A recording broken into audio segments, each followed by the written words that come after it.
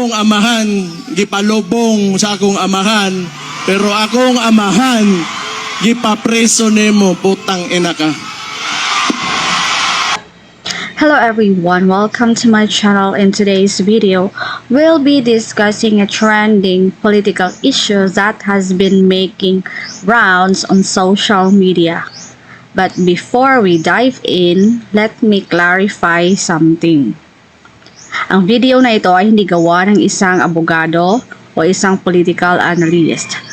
Ang mga impormasyong ibabahagi ay batay sa mga ulat, pampublikong impormasyon at ang aking sariling pananaw bilang isang karaniwang mamamayan ng isang demokratikong Pilipinas. Layunin itong magbigay ng kaalaman at opinyon at hindi ito dapat ituring bilang legal o opisyal na political advice.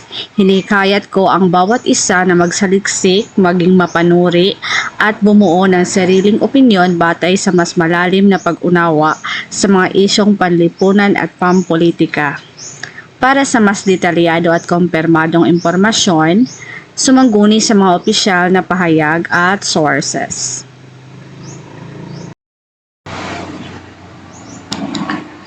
So, sa mundo ng politika, hindi na bago ang mga kontrobersiya, lalo na pagdating sa mga isyu ng kapangyarihan at impluwensya.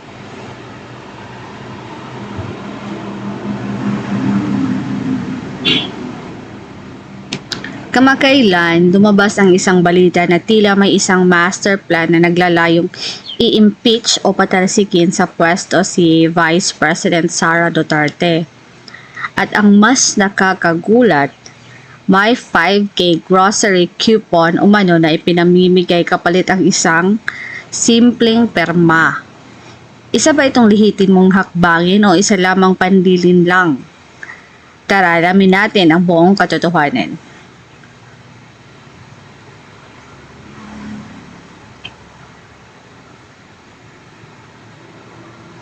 So ayon kay Davao City Mayor Baste Duterte, lumalaganap ngayon ang isang kampanya sa Caraga Region at Surigao del Sur kung saan hinihikayat ang mga mamamayan na pumirma para sa isang People's Initiative.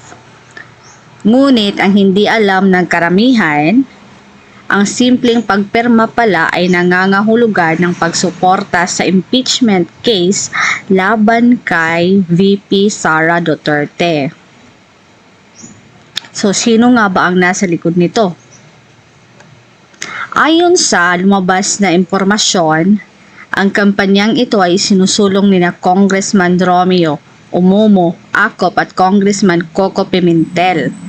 Kung matatandaan, sila ang ilan sa mga itinuturing na Gloria Boys na naging saksi at bahagi ng impeachment process laban kay dating Pangulong Joseph or Erap Estrada noong 2001. Ang mga ito ay mga veterano na sa politika, kaya hindi malayong may mas malalim na dahilan kung bakit nila tinutulak ang ganitong hakbangin laban kay VP Sara Duterte.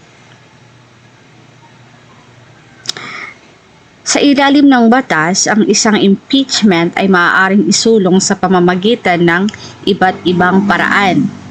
At isa na rito ang People's Initiative, kung saan kinakailangang makalikom ng sapat na lagda mula sa publiko upang maisakatuparan ito.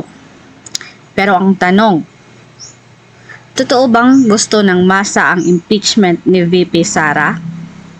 O ito ay isa lamang political strategy gamit ang insentibo para makuha ang kanilang perma? Ayon sa mga ulat, hindi raw malinaw kung kailan ibibigay ang 5K grocery coupon sa mga lumagda.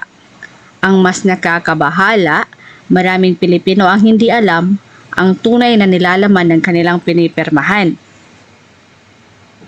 Bakit ito controversial? Una, kung totoo ang scheme na ito, malinaw itong forma ng panlilinlang sa publiko. Pangalawa, tila ginagamit ang kahirapan ng mga tao upang mapilitang pumirma sa isang petisyon na maaaring hindi nila lubos na nauunawaan. Pangatlo, ayon sa ilang ulat, ang mga tao umano ni Pangulong Bongbong Marcos ang siyang nasa likod ng pagkolekta ng mga lagda. So, reaksyon ng publiko. Dahil dito, maraming Pilipino ang naglabas ng kanilang opinyon online. May mga naniniwala na ito ay isang malinaw na hakbang upang pahinain ang Duterte camp sa politika. Mayroon ding nagsasabing baka ito ay isang lehitimong paraan upang mapanagot si VP Sara sa kanyang mga aksyon bilang pangalawang Pangulo. Samantala, may ilan ding nag-aalinlangan at sinasabing maaaring fake news lamang ito upang pag-awayin ang mga taga-suporta ni Marcos at Duterte. Sa huli, nagbabala si Mayor Baste Duterte sa mga mamamayan na maging maingat at mapanuri bago pumirma sa kahit anong dokumento. Ayon sa kanya, huwag tatanggapin ang peking 5K coupon dahil maaari itong maging bahagi ng isang mas malaking political maneuvering. So, tandaan, huwag basta-basta pipirma kung hindi mo nauunawaan ang dokumento. I-verify muna ang impormasyon bago maniwala sa kahit anong insentibo o reward. Pangatlo, maging mapanuri sa mga political agenda na maaaring may mas malalim na layunin. Habang patuloy ang isyong ito, nananatili ang isang malaking tanong. Ito ba ay isang legitimate political movement o isa lamang sikreto at maingat na isinasagawang power play sa politika? Ano sa tingin nyo? Totoo ba ang aligasyon o isang paninira lamang ito? I-comment ang inyong opinion sa ibaba at huwag kalimutang i-like at i-share ang video na ito. Kung gusto mo pa ng mas maraming makabuluhang balita at analysis, huwag kalimutang mag-subscribe sa aming channel at i-hit ang notification bell para updated ka sa susunod naming videos. Sa politika, hindi lahat ng naririnig natin ay totoo. Maging mapanuri at maging maalam. Thank you and God bless everyone. Darkness rules in the halls of power. Greedy hands build their ivory tower. People suffer in the streets below, but together we can end this show.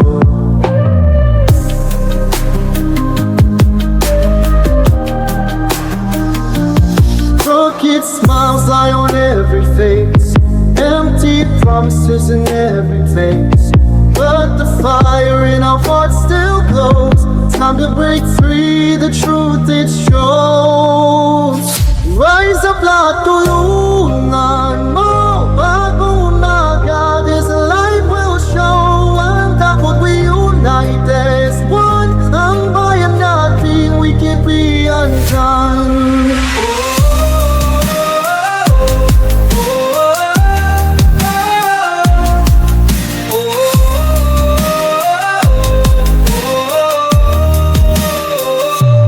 Voices silence but not anymore.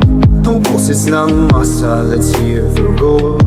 In our veins runs the power of change. Together we'll fight this rotten stage. Mga pangarap ng pinagdadalaga, hindi mabibigo sa harap ng justisya.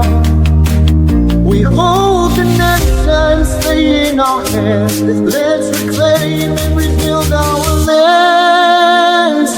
Rise up, lahat tulungan mo. Bagong umaga, there's a light will show. Ang takot we unite as one. Ang bayan natin, we can be undone.